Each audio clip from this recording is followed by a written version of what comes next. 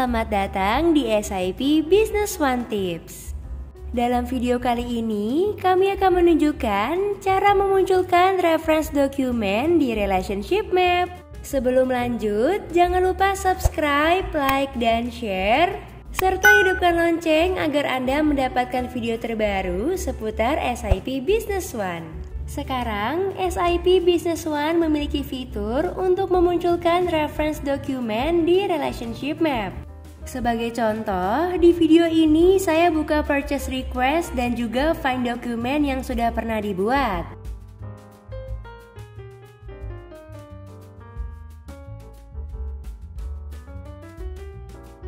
Kita coba buka untuk Relationship Map. Dapat kita lihat belum ada reference doc-nya ya.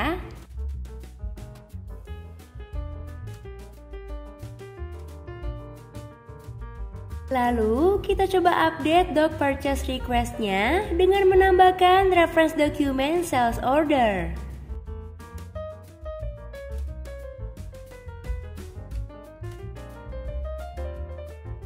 Kita coba update.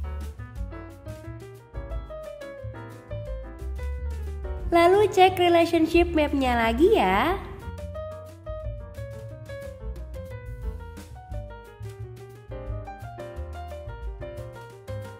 Sekarang akan muncul reference dokumen sales order-nya yang ditandai dengan titik-titik merah.